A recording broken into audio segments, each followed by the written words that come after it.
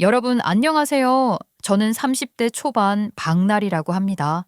여러분, 요즘 세상이 어떤 세상인데 아직까지도 조선시대 심지어 신라시대까지 거슬러 올라가서 왕족, 귀족 가문 타령하는 사람들이 여러분 주변에도 있으신가요? 이 시대에 그런 신분이나 계급을 갖고 사람을 판단하고 차별하고 무시하는 사람들이 아직도 있더라고요. 물론 빈부의 차이가 새로운 신분이나 계급을 형성하고 있다는 해석에는 저도 아니라는 말을 자신 있게 하지는 못할 것 같아요. 그렇지만 그게 아니라 진짜 조선시대 신라시대 왕족 귀족 하는 거 말이에요. 농담으로 그러는 게 아니라 진심으로 그렇게 생각하는 사람들이 있더라고요. 기가 막혀서. 사실 그래요. 한편으로 생각하면 지금 얼마나 가진 게 없고 내세울 게 없으면 그런 식으로도 뭐라도 잘난 척을 하고 싶은 모양인데 그렇게 생각하면 측은하다고 해야 할까요? 하여간 제가 오늘 하려는 제 이야기에 등장하는 사람들이 그런 사람들이에요. 요즘 세상에 그런 사람이 어디 있냐고 하시는 분들 계신가요? 그런 분들은 꼭 제 이야기를 끝까지 들어주셔야 하는 분들이세요. 그럼 이제 이야기를 시작해 볼게요. 저는 지금의 남편과는 재혼한 사이예요. 저는 재혼이었지만 남편은 초혼이었죠. 이혼한 게 죄도 아니고 이혼 자체도 저한테 귀책 사유가 있어서 하게 됐던 것도 아니지만 저는 재혼인데 남편은 초혼이니까 그냥 그것만으로도 늘 남편에게 미안하고 고마운 마음인 것 같아요. 제가 나이가 그리 많은 건 아니지만 빨리 아이 낳고 완전한 가정을 이루고 싶은 마음에 시험관 시술도 준비하고 있거든요. 그게 몸이 좀 힘들다고는 하던데 저는 얼마든지 견딜 자신이 있어요. 남편과 저를 닮은 예쁜 아기를 빨리 만날 수만 있다면 못할 게 없을 것 같아요. 그만큼 제가 행복하기 때문에 그런 것들도 다 할 수 있을 것 같은 용기가 생기는 거 아닐까 싶습니다. 제가 사랑하고 저를 아끼고 사랑해주는 남편을 만났고 그 사람과 바라던 화목한 가정을 꾸리게 된 거니까 더 바랄 게 없는 거겠죠. 지금의 남편과는 운전 연수를 하다가 만났어요. 남편이 제게 운전 연수를 시켜준 사람이었거든요. 첫 번째, 결혼해서 이혼하고 친정에서 지내고 있을 때 제가 너무 집에만 있고 우울해하니까 부모님이 운전 연수를 추천하셨어요. 뭐든 새로운 걸 시도하는 게 필요할 것 같았고 또 운전이라는 게 그렇잖아요. 직접 차를 모는 재미라는 게 있고 어디 가까운 곳에 드라이브라도 다녀오면 잡생각도 떨칠 수 있고 그러니까 기분 전환이라고 하는 거 아니겠어요? 제가 수능 치고 운전면허를 따긴 했는데 이후로 제대로 운전을 해본 적이 없는 장롱면허였거든요. 그래서 이참에 연수를 좀 받고 운전에도 재미를 들여보라고 하신 거예요. 어떻게든 제가 외출도 하고 친구들도 만나고 그러길 바라셨던 마음이라는 걸 잘 알기에 부모님 말씀대로 운전 연수를 받게 됐던 거예요. 마침 엄마 친구도 한참 운전을 안 하시다가 다시 운전을 하시게 되는 바람에 운전 연수를 받으셨다는데 엄마 친구 연수를 시켜주신 분이 그렇게 친절하게 잘 가르쳐 주는데 돈도 많이 안 받더라며 그 사람을 소개받아 주겠다고 하셨어요. 그 사람이 바로 제 남편이었던 거죠. 남편은 직업적으로 운전 연수를 하거나 그런 사람은 아니라고 했어요. 그럼 어쩌다가 이렇게 운전 연수를 하게 된 거예요? 이게 취미 생활이에요? 뭐 말하자면 취미라고 할 수도 있겠네요. 제가 운전을 잘하기도 하고 좋아하기도 해서 주변 사람들한테 연수를 몇 번 시켜줬는데 받은 사람들이 너무 좋았다면서 자꾸 소개를 시켜주더라고요. 그 바람에 그런 식으로 소개받은 사람들한테 요청이 올 때만 아르바이트처럼 연수를 해주고 있어요. 아, 알겠다. 딱 보니까 알겠어요. 그러니까 누군가에게 도움을 주는 걸로 뿌듯함을 느끼는 사람인 거예요? 그죠? 운전을 가르치는 행위 그 자체를 즐기는 사람인 것 같기도 하고 취미처럼 하는 거고 본인이 좋아서 하는 일이니 얼마나 기분 좋게 잘 가르쳐 주겠냐고요. 그런 거죠? 그럼 제가 얼마나 친절하게 잘 가르치는지 직접 한번 겪어보시면 되겠네요. 그럼 앞으로 3일 동안 안전운전 잘 부탁드리겠습니다. 3일간 하루 5시간씩 꼬박 15시간 연수를 받았는데 단 한 번도 기분이 상한 적이 없어요. 얼마나 친절하고 인내심 있게 설명을 잘 해주는지 저도 누가 운전 연수 받겠다고 하면 그 사람을 소개시켜주고 싶어지더라니까요. 사실 운전 연수라는 게 쉬운 게 아니잖아요. 연수를 시켜주는 입장에서는 아무래도 좀 답답하고 그럴 테니까요. 그래서 가까운 사람에게는 운전을 배우는 거 아니라고 하잖아요. 특히 가족, 더더욱 부부나 애인 사이에는 아주 위험할 수 있는 거죠. 오죽하면 운전 연수하다가 이혼하는 부부가 있다고 하겠어요? 그래서 자고로 운전은 전혀 모르는 사람, 완전 남에게 돈 주면서 배우는 게 맞아요. 그런데 그건 또 그런대로 단점이 있는 거죠. 어떤 사람인지 모르니까 말이에요. 근데 이 사람은 진짜 진국이구나 싶더라고요. 3일 동안 그렇게 매일 좁은 차에 나란히 앉아서 운전을 했던 거잖아요. 처음 잠깐 동안은 긴장도 되고 얼어있기도 했지만 운전에 조금 익숙해지니 이런저런 이야기도 많이 하게 됐던 것 같아요.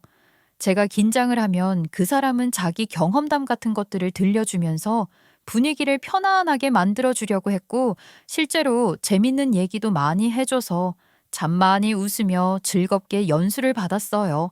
참 괜찮은 사람이다. 누구 좋은 사람 있으면 소개시켜주고 싶다는 생각도 했었죠. 운전 연수 말고 남자로 말이에요. 그런데 마지막 날 남편이 그러더라고요. 앞으로도 계속 연락하면서 지내고 싶다고요. 당황하기도 하고 의아하기도 했어요. 그 사람이 어찌나 편했던지 제가 연수받는 동안 저는 이혼 여고 친정 부모님이 집에만 있는 걸 보기 싫어하셔서 운전 연수를 받게 됐다는 얘기도 했고 또 제가 팔에 좀 큰 흉터가 있어서 그게 콤플렉스거든요. 그래서 한여름에도 긴 소매 옷만 입는데 뭐 그런 얘기도 하고 그랬단 말이죠. 그런데도 저를 계속 만나고 싶다고 하는 게 의아해서 물었어요. 아니, 그동안 내가 했던 말 제대로 들은 거 맞아요? 나는 이혼녀고 또 팔에 큰 흉터도 있어요. 아무래도 여자로서 매력이 떨어질 수 있다고요. 그런 걸 다 제대로 들은 거 맞아요? 그래도 괜찮다는 거예요? 하여간 못 말리는 아가씨야. 아니, 왜 이렇게 재밌어요? 나는 나리 씨랑 얘기를 하면 시간이 어떻게 가는 건지 진짜 모르겠어요. 아, 너무 재밌어요. 나리 씨가 했던 말들 다 제대로 들었고 다 기억하고 있어요. 아무 상관없고 괜찮습니다. 그런 게 뭐가 중요하죠? 나는 나리 씨라는 사람이 좋아서 더 알아가고 싶은 거예요. 나리 씨 배경이나 외모가 아니라. 그렇게 말하는데 그 말이 어찌나 달콤하고 멋있었는지 몰라요. 지금도 그날을 생각하면 온몸이 찌르르해지는 것 같거든요. 저희는 그렇게 1년 동안 연애를 했고 결혼했습니다. 이쯤에서 저의 첫 번째 결혼 이야기를 좀 할게요. 저도 안 하고 싶은데 안 할 수가 없어서 해야 해요. 제 이야기를 더 들어보시면 알게 될 거예요. 그러니까 일단 지금은 이야기부터 할게요. 첫 번째 결혼도 연애 결혼이었어요. 그런데 시댁에서 제 성씨를 가지고 말도 안 되는 트집을 잡더라고요. 제가 반가거든요. 그런데 시댁에서 그게 노비 성씨라 하면서 마음에 안 든다는 거예요. 자기들은 전주이시다 이거죠. 조선시대 왕족의 피가 흐르는 성씨다 이건데 지금 시대가 어느 시대인데 그런 소리를 하는 건가 싶고 솔직히 우리나라에서 제일 많은 성씨가 김씨, 이씨 아닌가요? 그냥 많은 것도 아니고 비상식적으로 많잖아요. 그게 왜 그렇겠어요? 대부분이 가짜라는 거죠. 성씨도 없던 노비나 백정 같은 사람들이 자기들 마음대로 가져다 쓴 성씨 중에 제일 많은 게 김씨, 이씨란 거 다들 아시죠? 듣고 계시는 분들 중에 김씨나 이씨 성을 가지신 분들도 계시겠지만 기분 나쁘신 건 아니길 바랍니다.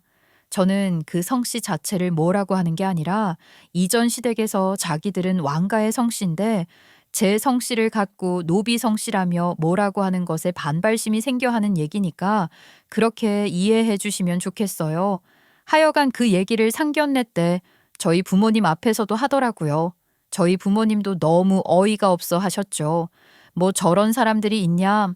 저런 얘기를 아직도 저렇게 진지하게 상견례 자리에서까지 할 수 있는 인간들한테 나 내 딸 못 준다 하시면서 시집 못 보낸다 소리까지 하셨어요.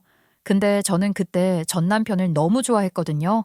그땐 제가 어리기도 했고 또 부모님이 그러시니 더 애틋해졌던 것도 있는 것 같아요. 결국 제가 고집을 부려서 결혼을 한 거예요. 그때까지만 해도 시댁에서 그런 말도 안 되는 소리 하는 건 조금 지나면 잠잠해질 거라고 생각했어요. 어리석은 생각하고 있다고 한심하게 생각하시는 분들 분명 있을 것 같은데요. 다 알지만 그때 저는 그 사람을 사랑했기 때문에 결혼만 하면 무슨 일이 벌어져도 다 극복할 수 있고 행복할 수 있을 거라고 생각했어요. 그런데 그게 아니었던 겁니다. 시댁에서는 제 성씨를 갖고 말로만 트집을 잡는 게 아니라 은근슬쩍 저를 부려먹기 시작하는데 진짜 꼭 노비 취급을 당하는 기분이 들더라고요. 예를 들어서 그 집에 며느리가 저 혼자였던 것도 아니고 제 위로 형님도 계셨는데 가족 모임을 하고 나면 설거지를 비롯한 뒷정리는 일절 제 차지가 되는 거예요. 그것도 너무 자연스럽게 밥 먹고 나면 다른 식구들은 뒤로 빠지더라고요. 너무나 당연하다는 듯이 말이죠. 뭐라고 말이라도 고생한다거나 고맙다거나 그러지도 않는 거예요. 그냥 당연한 건 거예요. 너무 자연스럽게. 그러니까 처음엔 황당하기도 하고 얼떨떨해서 아무 말도 못했는데 몇 번 반복이 되니까 저도 못 참겠어서 이전 시모나 손윗동서한테 정리 좀 같이 하자고 했단 말이죠. 그랬더니 이전 시모가 그러더라고요. 우리는 다 이씨 아니면 김씨라서 그런 일은 태생적으로 잘못해. 아니 다 왕족 귀족 아니냐? 너도 알지? 네가 노비 성씨를 가졌다고 해도 이씨나 김씨가 왕족이나 귀족 성씨라는 건 알 거 아니야. 공교롭게 이전 시모도 손윗동서도 둘 다 김씨였거든요. 아니 그게 무슨 말씀이세요? 그런 게 어디 있다고 그러세요? 지금 또 제 성씨 가지고 그러시는 거예요? 정말 너무하시는 거 아닌가요? 지금이 무슨 조선시대도 아니고 신라시대도 아닌데 그 시절 성씨 이야기를 왜 자꾸 하시는 거예요? 그리고 제 성씨가 노비 성씨라는 건 또 대체 무슨 말씀이세요? 정말 너무 억지시라고요. 그런 게 없긴 왜 없어. 네가 그런 근본도 없는 집에서 자랐으니까 보고 배운 게 없어서 모르는 거지. 알만한 집에서는 여전히 그런 거 다 따지고 그러는 거야. 알지도 못하면서 어디? 정말 할 말이 없네요. 지금 제 성씨 갖고 저더러 보고 배운 게 없다고 하시는 거예요? 근본 없는 집이요? 이런 식으로 말하는 거 저도 좀 치사하긴 한데요. 저희 부모님이 어머님, 아버님보다 학벌도 좋으신데 무슨 말씀을 하시는 거예요? 얘, 너 진짜 웃긴다. 무슨 학벌? 얘 좀 봐. 그게 다 근본 없는 집구석에서 없이 살아서 뭐라도 하나 그럴듯하게 내세울 만한 거 만들려고 아주 죽을 힘 똥을 다 싸서 따낸 학벌 아니야. 우리는 그러지도 않아. 뭐하러 그렇게 아등바등하겠니? 그게 여유라는 거야. 알겠니? 제가 뭐라고 해도 제 말이 들어먹히질 않았어요.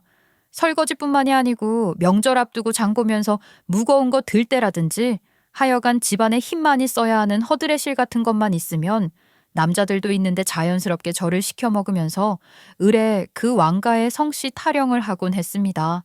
그러다 사건이 제대로 터진 거예요. 제 팔에 있는 큰 흉터가 그때 생긴 거거든요. 이전 시모 생신이라 아침부터 이전 시댁에 가서 미역국을 끓였는데 이전 시모는 미역국에 전복 대신 소고기를 넣었다고 타박을 하면서 성질을 내더니 펄펄 끓는 미역국 사발을 제게 던진 거예요. 그걸 반사적으로 팔로 막다가 팔에 미역국을 다 뒤집었었는데 펄펄 끓던 거라 팔에 심하게 화상을 입었고 후속 조치도 바로 이어지지 못해서 피부 이식까지 받아야 하는 큰 화상이 됐던 거죠. 저는 이전 시모에게 사과하라고 했는데 시모가 한다는 소리가 뭐였는지 아세요? 제대로 피하지도 못하고 팔로 막은 건 너 아니냐? 그래놓고 누구더러 사과를 하라 마라 하는 거야. 그리고 애초에 누가 미역국에 소고기를 넣냐? 전복 안 넣은 네가 잘못이지. 그러면서 사과는커녕 제 탓을 하더라고요. 치료비 같은 것도 당연히 못 받았어요. 저희 부모님도 난리가 나셨죠. 젊디 젊은 딸내미 팔에 큰 화상 흉터가 남게 생겼는데 그것도 시모가 제 팔에 국사발을 던져서 생긴 일인데 가만히 계셨을 리가 없잖아요.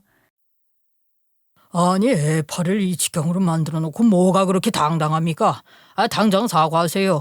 절대로 이대로 못 넘어가. 나 참 기가 막혀서. 지금 저한테 소리 지르시는 겁니까? 아무리 세상이 편했기로써니 사돈댁 무서운 것도 없다 이거예요? 아유 정말 이러니까 집안을 따지지 않을 수가 없지. 그 집안 어쩌고 소리 좀 그만해요. 누가 들으면 웃어요. 소가 웃겠다고요. 무슨 대단한 장관님 댁이라도 되는 거면 말은 안 하겠어. 무슨 성씨 가지고 양반 상놈 따지는 사람이 요즘 세상에 어디 있습니까? 예? 세상에 지금 이 지경이 된 것도 따지고 보면 다 그놈의 성씨 타령 때문이야. 망할 할망구 같으니라고 미쳤어요? 진짜 제정신이 아니라니까. 뭐야? 어머 지금 나한테 뭐 할망구 미쳤냐고? 이것들이 진짜 보자 하니까. 그래도 사돈이랍시고 대우를 해줬더니 이제 아주 막 끼어오르려고 하네. 어디서 본데 없이. 이것 보세요. 지금이 조선시대인 줄 압니까? 이거 진짜 정신 나간 여편네 아니야. 더 들을 것도 없다. 다 필요 없고 당장 이혼해. 어이구 누가 할소리? 이혼하자 그러면 누가 겁낼 줄 알아? 제대로 가르치지도 못한 딸년 얼른 데려가요. 우리도 저런 며느리 필요 없습니다. 그렇게 저희 부모님이랑 전시댁 사람들이랑 엄청 싸우게 됐는데 그때 전 남편도 지부모 편을 들더라고요. 그래서 미련 없이 이혼했어요. 전 남편이랑 이혼하고 전시댁에서 나올 때 마지막으로 시원하게 소리 질러줬다는 거 아니에요. 이 씨라고 다 조선 왕가 후손인 줄 알아요? 우리나라에 이 씨가 얼마나 많은 줄 알죠? 그 대부분이 족보 어디서 사온 거라는 건 모르시나 봐요. 방 씨가 노비성이라고? 그래, 그렇다 칩시다. 노비 중에는 성씨 없는 노비도 있었던 거 알죠? 그런 성씨도 없는 노비나 백정 같은 천민들이 족보 사서 갖다 붙인 것 중에 제일 많은 성씨가 김씨, 이씨라고. 그건 알아요? 진짜 어이없는 소리 들어주면서 정작 하고 싶은 말은 못하고 사느라 아주 죽는 줄 알았네. 그렇게 소리를 질렀더니 묵은 체증이 조금은 내려가는 것 같았어요. 그렇게 이혼을 하게 됐던 거예요. 그 일로 팔에 흉터만 생긴 게 아니라 여러 후유증이 복합적으로 왔는데 그래서 몸에 무리가 되는 일은 못하고 늘 신경을 써야 해요. 그러다 보니 제대로 된 직장을 구하는 것도 어려웠고 간간히 알바 같은 걸 하고 있었거든요. 지금의 남편과 결혼을 해서도 저는 그런 식으로라도 일을 계속하고 싶어서 그렇게 하고 있었어요. 사실 남편이 진짜 하고 싶어 하는 일이 있었는데 그 일을 하려면 초기 자본이 좀 있어야 하거든요. 그래서 저도 조금이나마 보탬이 되고 싶었던 것도 있어요. 그렇게 아르바이트를 하다가 지금 일하는 식당에서 서빙하는 일을 하게 됐는데 그 식당이 남편 친구 가게여서 일하는데 편의도 많이 봐주고 그랬어요. 그래서 몸에 무리 안 되게 일하고 있었던 거예요. 그러던 어느 날, 그날도 남편 친구 가게에서 일을 하고 있었는데 남편이 저를 데리러 올 겸 친구 가게 마감도 도와준다고 가게로 온다길래 남편을 기다리면서 일을 하고 있었죠. 그런데 그 식당에 전시무랑 전 남편이 온 거예요. 어떤 젊은 여자랑 같이 왔던데 그것들도 서빙하는 저를 봤으니 지들끼리 아주 신이 나서는 대놓고 비웃고 난리도 아니더라고요. 하는 얘기를 들어보니 그 여자는 전 남편이 만나는 여자인 모양이었어요. 전시모는 저를 비웃으면서 물 만난 고기 마냥 펄떡거리더라고요. 노비 핏줄 어디 안 가는 거지. 네 몸에 흐르는 피에 딱 맞는 일을 잘도 찾았구나. 역시 이러고 살 팔자였던 거야. 나는 이미 다 알고 있었다. 내가 선견지명이 있는 게 아니고 뭐야. 근데 정말 잘 어울리네. 천생 딱 네 일이다 네 일이야. 노비 팔자가 딱인 거였어. 아주 신이 난 거예요.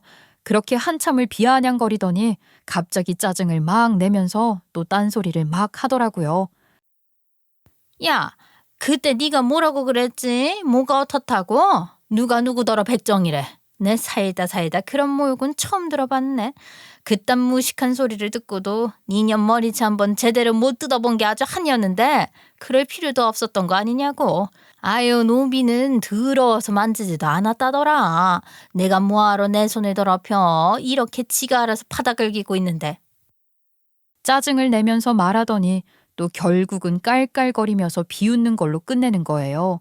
이혼하고 나오면서 제가 한 말이 얼마나 임팩트 있었으면 시간이 그렇게 지났는데도 그 말을 그대로 기억하고 있는 건지 말이에요. 저한테 다시 읊어주면서 그걸 통쾌하다고 느끼는 것도 참 한심했어요. 목구멍까지 올라오는 말들이 많았지만 남편 친구 가게인데 괜한 소동 일으켜 피해주고 싶지 않았고 또 일하는 중이기도 했으니까 맘처럼 맞서지는 못하고 화를 누르며 참았어요. 어금니 꽉 깨물고 그 모욕을 들으면서도 그저 그만하셔라, 적당히 하셔라 하면서 나지막하게 대꾸하는 게 전부였어요. 그렇게 밖에 할 수가 없었던 거죠. 근데 마침 그때 남편이 들어왔고 제가 그러고 있는 게 좀 이상하다는 걸 바로 눈치채더라고요. 역시 우리 남편. 그런 남편이 제게 다가오며 무슨 일이냐고 하는데 그 순간 전 남편과 전 남편 여친이 제 남편을 보고 벌떡 일어나면서 박 사장님이라고 하는 거예요. 전 남편과 전 남편 여친이 제 남편을 알고 있더라고요. 그런데 갑자기 난데없이 무슨 박 사장님이냐고요? 여기서 제 남편과 시댁에 대한 이야기를 조금 해야겠네요. 사실 시부모님이 개인 사업자로 대부업체를 하고 계셨어요. 저는 자세하게는 모르지만 나름 큰손이라고 하더라고요. 그렇다고 터무니없이 높은 이자를 물리거나 불법 추심 같은 걸 하는 등록도 안 된 그런 대부업체는 아니고 정상적이고 합법적으로 영업을 하는 분들이세요. 제3금융권도 법이 정한 이율이나 절차 안에서 대부업을 하는 거면 그 자체가 불법인 건 아니잖아요. 은행권 대출이 어려운 사람들에게는 꼭 필요한 거기도 하고 말이에요. 남편도 처음에는 시부모님 밑에서 일을 배우면서 대부업을 같이 했다고 해요. 물론 시부모는 남편에게 그 사업을 물려주고 싶어 하셨죠. 그런데 남편은 그 일이 그렇게 싫더래요. 저희 남편이 하고 싶어 하는 일이 있다고 했잖아요. 그게 범죄 피해자 지원센터를 운영하는 거였거든요. 그런 일을 하고 싶어 하는 사람이니 아무리 가업이라고 하더라도 부모가 하는 대부업을 물려받아 하고 싶지는 않았던 거죠. 남편이 그렇게 나오니 시부모도 그럼 경제적인 지원을 다 끊겠다고 하셔서 무일푼으로 집을 나온 거고 돈에 쪼들리면서 이 일 저 일 해서 돈을 모으고 있었던 겁니다. 그러다 얼마 전 시부가 갑자기 건강이 안 좋아지셔서 시모가 남편한테 부탁을 하신 거예요. 시부 건강이 좀 나아지실 때까지만이라도 들어와서 다시 일을 좀 하라고 말이죠. 그러니 남편도 별 수가 없었던 거예요. 부모랑 의절하고 살 것도 아니고 아버지가 편찮으시다는데 하나밖에 없는 아들이 나 몰라라 할 수는 없어서 잠깐 다시 대부 일을 봐드리고 있었던 거죠.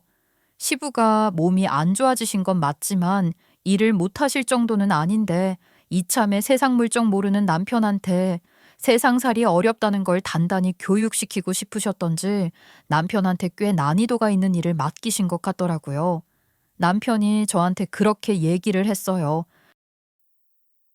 대형 은행 본사 근처에 보면 돈이 급해서 돈을 빌려달라고 사정하는 사람들이 있어. 아버지 엄마가 나한테 하라는 일이 그런 데 가서 그런 사람들을 물어오는 일이야. 그런 사람들이 모여 있는 곳이 있어? 아우, 난 처음 들어. 전혀 몰랐어, 세상에. 진짜 돈이 절박한 사람들은 이자를 얼마를 물어도 좋으니 당장 돈을 빌려만 달라고 사정사정해. 당신은 아마 상상도 못할 거야. 사실 제3금융권 중에는 사기꾼이나 다름없는 것들도 많은데 그런 것들에게 제발 돈을 빌려달라고 사정하는 사람들이라니 참 얼마나 절박하면 그럴까 싶기도 하고 그런 거지. 당신 일하기 힘들겠다.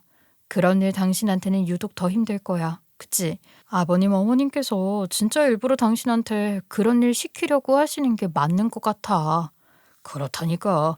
그걸 아니까 더 하기가 싫기도 해. 아버지가 편찮으시다고 하니까 어쩔 수 없이 나가긴 하는데 하루하루가 솔직히 정말 괴로워.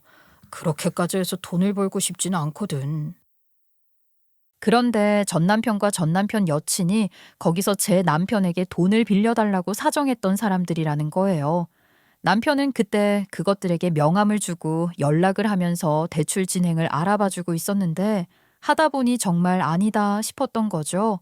도저히 못하겠다는 생각이 들어서 그것들을 다른 사람에게 넘기고 손을 털었다고 하는 거예요.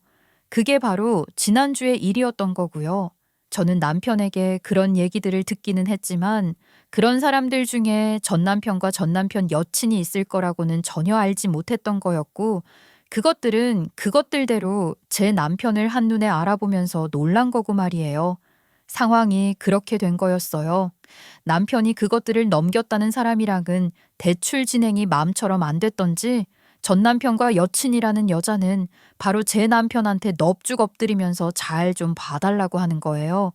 여기서 또 저희 시모 얘기를 안 할 수가 없는데 시모도 참 대단하신 분인 게 남편이 그런 일 못하겠다고 다른 사람한테 일을 넘겨버리니까 그렇게 넘겨버린 대출권, 그러니까 전 남편이랑 그 여친이라는 것들한테 처음 컨택했던 박 사장 설득해서 그 사람한테 돈을 빌리라고 했다는 거예요. 박 사장이 대출을 진행하겠다고 하면 보상금까지 주겠다고 하셨다고 하더라고요. 그런 식으로 해서라도 남편이 대부일에 발을 들이길 바라셨던 거죠. 그렇게까지 해서라도 아들에게 가업을 물려주고 싶으셨던 거예요. 일이 그렇게 됐으니 전 남편과 여친한테 박 사장, 그러니까 제 남편은 하늘에서 내려온 유일한 동아줄이 아니고 뭐겠어요? 그러니 길을 쓰고 매달리며 돈을 빌려달라고 사정하는 꼴이 참 한심했죠. 아이고 세상에, 어쩌다가 제3금융권에서도 대출받기 어려운 신세가 된 거야? 인간이 좀 한심하긴 했어도 이 정도까진 아니지 않았어? 돈 빌려달라고 엎드려서 사정하는 꼴이 웃기지도 않네. 대단한 왕가의 핏줄들 아니신가? 제가 그렇게 비꼬면서 전 남편을 내려다봤더니 전시모가 발끈하면서 저한테 뭐라고 하려는 것 같던데 그때 전 남편 여친이 전시모에게 그러는 거예요. 조용히 좀 계시라고요. 뭘 아신다고 나서려고 그러세요? 지금 이 자리가 무슨 자리인지 알긴 아세요? 모르면 가만히라도 계시라고요. 아, 정말 왜 저러는 거야, 진짜. 그러면서 빽소리를 지르더니 있는 대로 짜증을 내는 거예요. 그러니 전시모도 움찔하더니만 결국 아무 말도 못하고 입 꾹 다물더라고요. 전 남편도 그렇고 전시모도 그렇고 정말이지 꼴이 참 한심하기 짝이 없었어요. 그 사람들이 잘 살길 바라는 건 아니지만 그렇다고 그런 꼴을 보는 게 마냥 좋았던 것도 아니고 마음이 복잡했던 것 같아요. 그런 식의 말들이 오고 가니 제 남편도 상황 돌아가는 걸 보고 그 사람들이 누군지 바로 눈치를 챘겠죠. 그래서 전 남편과 전시모를 향해서 멋지게 이런 말을 하더라고요. 지금 돈 빌리는 게 문제가 아니지 않나요? 상황 파악됐으면 내 아내, 이 사람에게 사과부터 하세요. 당신들이 내 아내한테 저지른 짓들 내가 다 알고 있어요. 정말로 상종 못할 사람들이란 거 말로만 들었는데 내 눈으로 보니 알겠네. 그러고도 남을 사람들이야. 제 남편은 그렇게 말하면서 아주 무섭게 화를 내는 거예요. 저희 남편이 그렇게 화내는 거 처음 봤잖아요. 그러니 전 남편은 물론이고 전시모까지 벌벌 떨 수밖에요. 얘 미안하다. 그래, 내가 너한테 잘못한 게 많어. 미안해. 사과해, 사과하마. 그러니 과거의 악연은 있고 지금 내 아들 좀 도와주렴. 내 아들 좀 봐줘. 사실 우리 집이 다 망하게 생겼어. 집안꼴이 말이 아니야. 정말 너무 힘들구나. 아니, 이런 식당에 와서 밥 사 먹을 정신도 있나 본데 뭐가 어렵다는 거예요? 그런 게 아니라 우리라고 뭐 좋아서 이런 데 와서 밥을 사 먹고 그러는 게 아니라고. 우리가 신이 나서 외식하러 나온 것처럼 보이니? 그런 게 아니야. 아니, 이게 뭐가 아니에요. 아까 저한테 하시는 거 보니까 제대로 신나셨던데. 전혀 힘든 사람들 같지 않았다고요. 집이 다 망하게 생겨서 대부업체에 돈 빌려달라고 빌고 다닌 사람들이 이전 며느리 우연히 만났는데 그런 식으로 비아냥거릴 정신이 있다고요? 그냥 웃을게요. 아유, 그러게 엄마, 내가 적당히 좀 하라고 했잖아. 뭘 그렇게까지 해서는 일을 이 지경으로 만들어. 엄마만 아니었어도 이렇게까지는 안 됐다고. 애초에 내가 이혼한 것부터 다 엄마 탓이잖아. 그때나 지금이나 찌질한 건 하나도 안 변했네. 아유, 똑같네, 똑같아. 그땐 지 엄마가 뭐라고 하는 거에 한마디도 못하고 빌빌거리는 게 찌질했고 지금은 뭐가 잘났는지 모르겠지만 지가 잘못한 건 어쩌고 지 엄마 탓으로 돌리려는 게 찌질해. 인간아, 넌 왜 그렇게 한심하게 사니? 언제 철들래? 아니다, 아니다. 내가 잘못한 게 맞아. 다 내 탓이지. 그때 내가 너한테 그렇게 했던 것들도 다 내 잘못이고 오늘만 해도 그렇지 않니? 우리 아들은 한마디도 안 했다. 얘 너도 알잖아. 다 나 혼자서 한 거야. 그게 뭐가 달라요. 그때나 지금이나 말 같지도 않은 소리를 늘어놓으면서 사람 무시하고 비아냥거리는 걸 빤히 보면서도 아무것도 안 하잖아요. 모르세요? 방조도 엄청 큰 죄라고요. 뭐 공범이나 마찬가지인 거죠. 그래, 당신 말이 다 맞아. 내가 어리석었어. 당신이랑 그렇게 이혼하고 나서 후회도 나 많이 했어. 내가 좀 더 잘했어야 하는 건데 내가 엄마가 그러는 거 막아주기라도 하고 그랬어야 하는데 그걸 못했어. 미안해. 너무 늦었지만 사과할게. 그러니까 받아줘. 그리고 나 좀 도와주라. 엄마가 하는 말이 그냥 하는 말이 아니야. 나 정말 죽을 지경이라고. 어쩌라고. 그게 나랑 무슨 상관이라고 이래. 오늘 여기서 나랑 내 남편 안 만났으면 여기서 하하호 밥 잘 먹고 갔을 거 아니야. 아이, 그런 게 아니고 집에서도 쫓겨났어. 자세한 건 얘기해도 당신이 별로 안 듣고 싶어 할 테니까 간단하게 말할게. 집도 다 넘어가게 생겨서 아버지가 엄마랑 나랑 다 꼴도 보기 싫다고 나가라고 하셨어. 형네 집에도 당장은 들어갈 수가 없고, 그래서 갈 데가 없어서 밥이나 한 그릇 먹고 찜질방 같은 데라도 가려고 하는 거야. 내가 지금 이런 상황이야. 아유, 다 사실이다. 우리가 정말 말할 수 없이 힘든 상황이야. 잘 좀 받아오. 네 남편분한테 얘기 좀 잘해줘. 그렇게 제 바짓가랑이까지 붙들고 늘어지면서 빌어대고 있으니 다른 손님들도 자꾸 쳐다보고 그러시더라고요. 남의 식당에서 그러고 있으니 남편 친구도 보다 안 되겠던지 당신네들 같은 쓰레기한테 음식 안 판다 하면서 쫓아내는 거죠. 저는 남편과 그것들 쫓겨나는 모습 구경했네요. 그 상황에서 제가 할 수 있는 게 뭐가 있겠어요. 남편은 끝내 그것들한테 대출을 안 해줬어요. 남편 말을 들어보니 그럴 만도 하더라고요. 당신이랑 악연 때문만이 아니고 진짜 돈을 빌려줄 수가 없는 사람들이야. 신용 상태가 정말 끝까지 갔더라고. 이미 은행권을 비롯해서 저축은행 같은 제2금융권까지 받을 수 있는 대출은 다 당겨받은 상태고, 이자도 제때 못 넣어서 신용불량된 지 오래인데다가 담보로 잡힌 집까지 경매로 넘어갔다고 하는 거야. 그러니까 그것들이 그때 식당에서 했던 얘기가 거짓말은 아닌 거구나. 하여간 어이없는 사람들이야. 대출을 받을 상태도 안 되면서 돈을 빌려달라고 하는 거잖아. 갚을 능력도 안 되면서 빌려달라고 하는 거면 그것도 일종의 사기 아니야? 애당초 갚을 마음이 없을 수도 있는 거 아니냐고. 당신 말이 맞아. 집까지 경매로 넘어간 상황인데 그러고도 갚아야 할 빚이 산더미인 거야. 그러니 재산금융권 아니라 어디서도 돈을 빌려준다고 나서는 곳이 없을 거야. 그러니 재산금융권 아니라 어디서도 돈을 빌려준다고 나서는 곳이 없을 거야. 돈을 갚을 능력이 안 되는데 뭘 믿고 빌려주겠냐고. 쌤통이긴 한데 아니 어쩌다가 그렇게까지 됐을까? 엄청난 부자는 아니어도 나름 사는 게 괜찮은 집이었거든. 모아놓은 돈이 적지는 않았을 텐데 뭘 어쩌다가 그런 건지도 알아? 내가 이게 무슨 대부업을 하는 건지 상담소를 하는 건지 모르겠더라. 아주 별 이야기를 다 해. 궁금하지도 않은 이야기를 늘어놓으면서 도와달라고 하는 거지. 보니까 그 여친이라는 여자가 당신 전 남편이 돈 좀 있어 보였는지 괜찮은 사업 아이템이 있다면서 접근해서 동업을 하려고 했던 것 같아. 에? 그게 무슨 소리야? 그 여자가 사기꾼이라는 거야? 그럼 진작에 해먹을 거 해먹고 튀었겠지. 뭐하러 대부업체까지 따라다니면서 돈 빌려달라고 비는 짓까지 같이 하고 그러는 거야? 이왕 털어먹으려고 한 거 영혼까지 탈탈 털려고 대부업체까지 손을 벌리자고 했을 수도 있지. 그렇게 빌어서라도 대출을 받게 되면 돈은 생기는 셈이니까. 그런 사람들은 빚이라는 개념 자체가 없을 거야. 말도 안 돼. 진짜 그럴 수가 있을까? 아무리 그래도 당신 같은 사람이야 점잖게 대해주겠지만 정말 인간 취급 안 하는 사람들도 있고 그런 거 아니야? 그런 일까지 당해가면서 계속 붙어 있는다는 게 이해가 안 돼. 돈은 돈이고 애정은 또 애정일 수도 있지 뭐. 사기쳐서 해먹을 작정이었는데 그러다 보니 의외로 진심이 싹 탔다거나 그런 거 말이야. 남편 얘기를 들으니 그럴 수도 있겠다 싶더라고요. 이건 차마 남편에게 말은 못했고 여러분에게만 살짝 얘기하는 건데요. 옛날 생각이 나더라고요. 저도 전 남편이랑 연애해서 결혼하고 싶다고 했을 때 부모님이 그렇게 말리시는데도 기어이 결혼한다고 했던 거잖아요.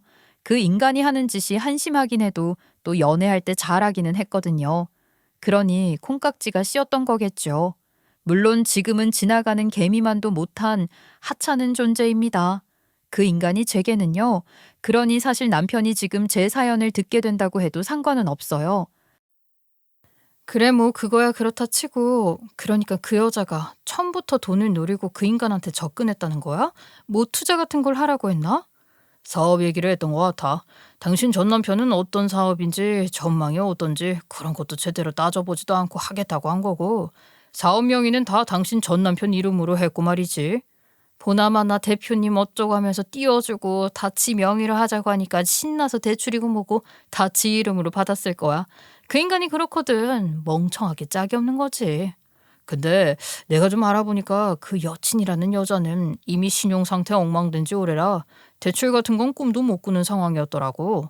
그래서 어차피 자기 명의로는 아무것도 못하는 상태였을 거야.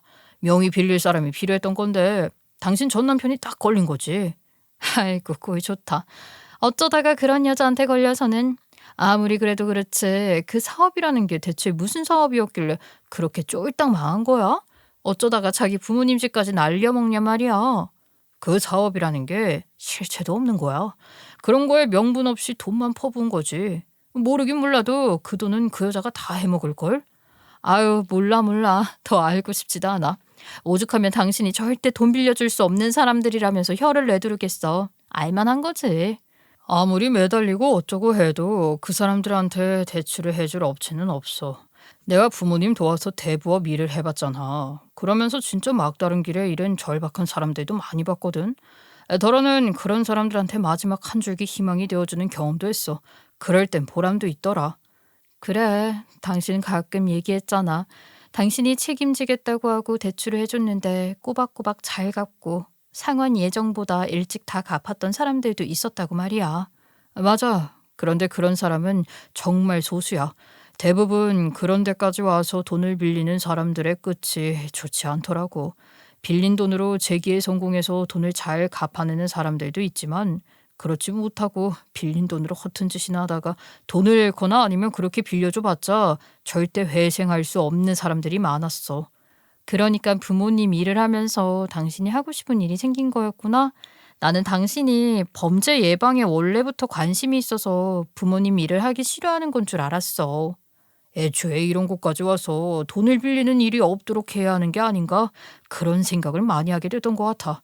당신 말처럼 내가 하고 싶다는 일도 그런 생각에서부터 시작된 걸 거야.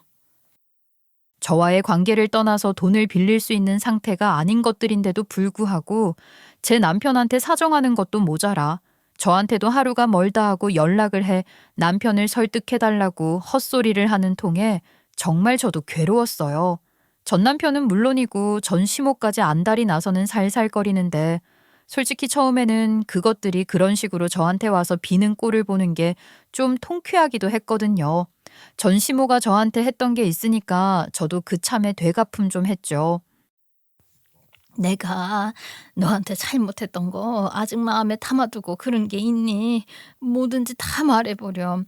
내가 뭐라도 할게. 네가 내 잘못만 잊어주기만 한다면 내가 못할 게 없어.